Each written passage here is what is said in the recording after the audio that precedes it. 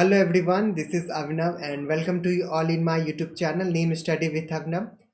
सो जैसा कि आप जानते हैं कि हमारे इस YouTube चैनल पे आपको कॉमर्स के सारे सब्जेक्ट्स के टॉपिक मिल जाएंगे। यहाँ पे अभी हम रिसेंट में क्लास 11th का जो सीरीज है वो हम स्टार्ट कर रहे हैं, जिसमें हम लोग क्लास 11th के कुछ टॉपिक कवर कर चुके हैं। उसके अलावा भी यहाँ पे बहुत सारी वीडियो हैं, आप उसको भी चेकआउट कर सकते हैं। यहाँ पे आपको बुक रिव्यूज़ वगैरह, उसके अलावा आप यूजीसी पेपर 1 और पेपर 2 के भी बुक्स सब्जेक्ट्स के टॉपिक मिल जाएंगे, जिसको भी आप यहाँ पे चेकआउट कर सकते हैं। और साथ ही साथ हमारे यूट्यूब चैनल पे आपको आपके एग्ज़ाम, कॉम्पिटिटिव एग्ज़ाम अगर आप दे रहे हो या एकेडमिक एग्ज़ाम दे रहे हो, उसके सारे नोटिफिकेशन भी यहाँ पे आपको टाइम टू टाइम मिल जाएगा। तो आप इस चैनल को ज़रूर से ज़रूर सब्सक्राइब कर ले अगर अभी तक सब्सक्राइब नहीं किया है तो, और बेल आइकन को भी ज़रूर दबा दे ताकि आपको सारे नोटिफिकेशन टाइम टू टाइम यहाँ पे आपको मिलती रहे। तो बिना वक्त ज़ाया किए स्टार्ट करते हैं आज का टॉपिक। जहाँ तक हम लोगों ने लास्ट में पढ़ लिया था, अब उससे आगे हम लोग यहाँ पे कंटिन्यू करेंगे। तो स्टार्ट करते हैं topic. First of all, this is all about me. If you don't know me and my achievement then here it is. आप वीडियो पॉज करके भी इसे देख सकते हैं, समझ सकते हैं, राइट। उसके बाद मैंने रिसोर्सेज, जैसा कि वीडियो में बताता हूँ कि मेरे रिसोर्सेज एनसीईआरटी की बुक ही फर्स्ट प्रायोरिटी रहती है, देन अदरवाइज अदर मैं बुक्स को रेफर करता हूँ, राइट।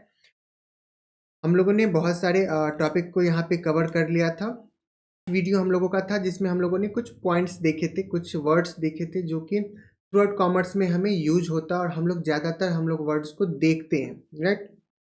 तो ये कुछ वीक्स जो थे वो कवर हो चुके हैं। आपने अगर इसे नहीं देखा है तो इसे आप देख सकते हैं। मैं आई बटन पे भी इसे दे दूंगा, इसका लिंक। आप वहाँ पे जा करके भी प्रीवियस वीडियोस को देख सकते हैं, राइट।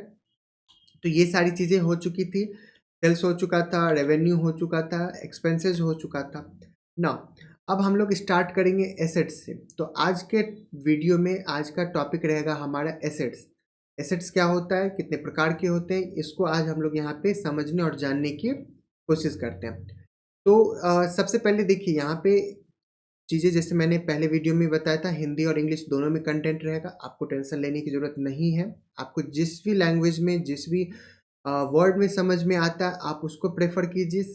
मैं अपने वीडियो में भी कहता हूँ, समझना इंपॉर्टेंट है, लैंग्वेज कोई भी हो इससे मैटर नहीं करता, बट कॉन्सेप्ट क्लैरिटी इंपॉर्टेंट है, वो हमें आना चाहिए ताकि हम किसी के सामने में उसको डिस्क्राइब कर सकें, राइट। लैंग्वेज कोई भी हो, कोई फर्क नहीं पड़ता, ठीक है। तो स्टार्ट करते वीडियो।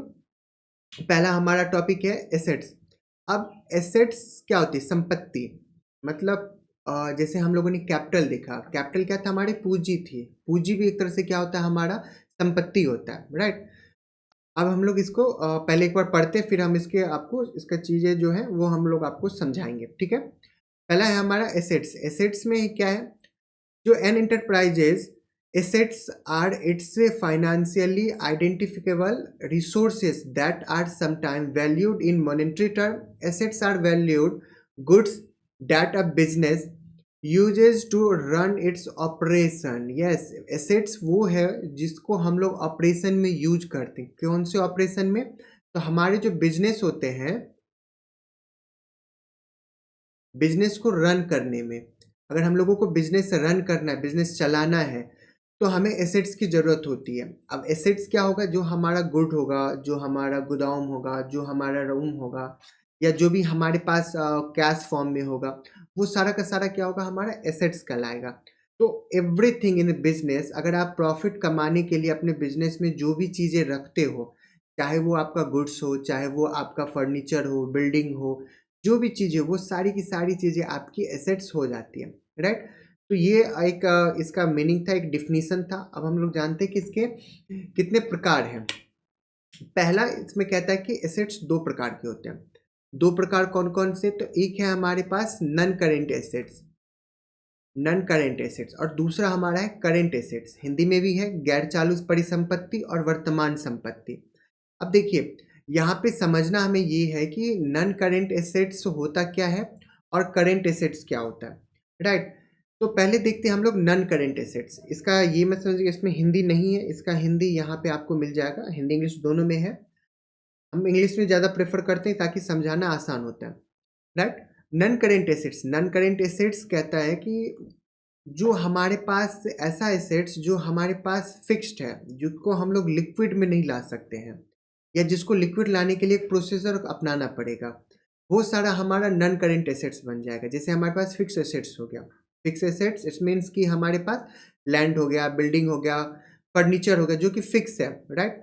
नॉन करेंट इन्वेस्टमेंट, ऐसा इन्वेस्टमेंट जो करेंट में नहीं है, जिसको लिक्विडिटी में हम लोग इन्वेस्ट नहीं किया है, राइट।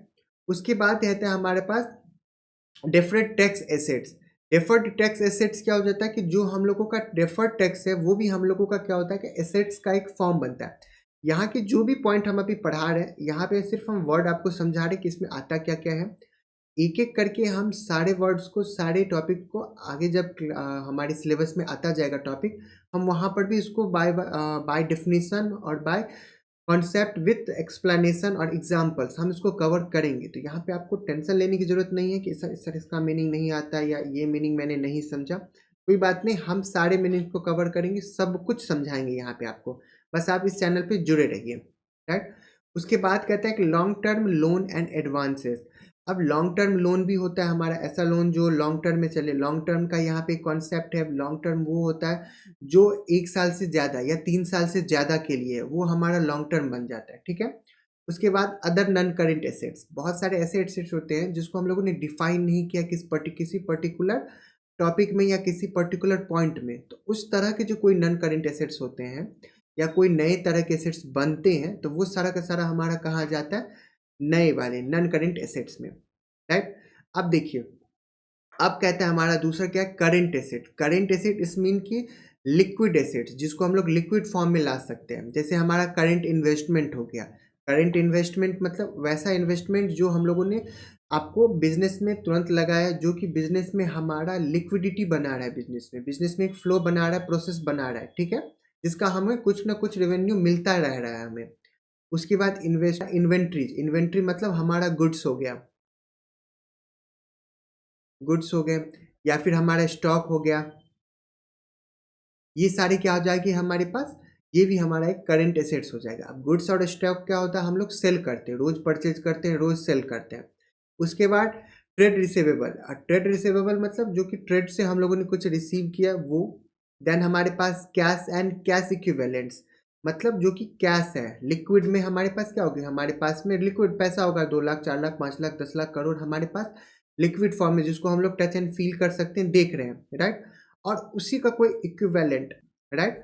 देन हमारे पास में short term loans and advances. अब शॉर्ट टर्म लोन जो कि 1 साल के अंदर अंदर खत्म हो जाएगा। जैसे मैंने, अगर मुझे बिजनेस करना है, मैंने अपने दोस्त को कहा कि मुझे 50,000 दे दे, मैं अपना बिजनेस स्टार्ट करता हूँ या बिजनेस में लगाता हूँ, फिर मैं तुमको 2 महीने 3 महीने में ये रिटर्न कर दूंगा।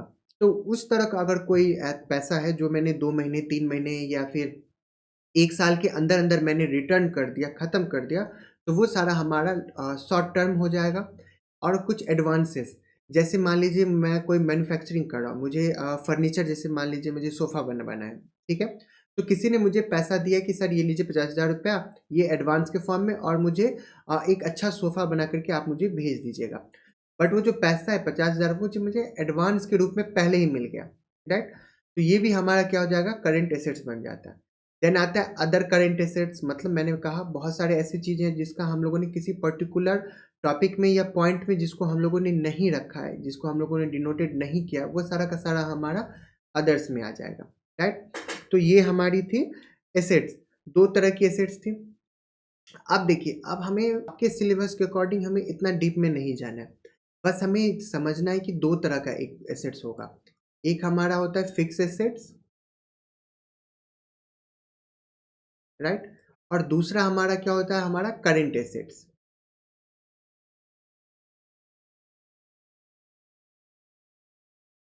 2 तरह के हमें एसेट्स को पढ़ना है, एक होता है फिक्स एसेट्स, दूसरा करेंट एसेट। फिक्स एसेट जिसको मूवेबल नहीं किया जा सकता है, जो कि एक जगह पे रहता है, कांस्टेंट रहता है, वो हमारा सारा फिक्स एसेट्स हो जाएगा। करेंट एसेट्स में हम लोगों को सिंपली ये ध्यान में रखना है, जिसको लिक्विड फॉर्म में लाया जा सकता है, इट मीन्स उसको हम लोग फ्लो में ला सकते हैं, एक स्थान से दूसरे स्थान या एक हाथ से दूसरे हाथ में जाती है, वो सारी की सारी हमारी क्या हो जाती है, करेंट एसेट्स बन जाती है। बट ये 2 वर्ड को हमें समझ में रखना है, ध्यान में रखना है। अदरवाइज आगे के जो वर्ड्स हैं उसमें ज़्यादा कॉम्प्लेक्स में नहीं जाएंगे, इसको हम लोग आगे जब सिलेबस में आता जाएगा हम लोग इसको बाय डेफिनेशन कवर करते जाएंगे।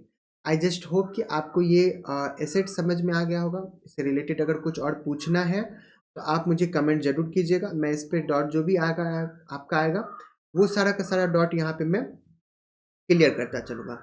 तो मिलते हैं नेक्स्ट वीडियो में, तब तक के लिए थैंक यू।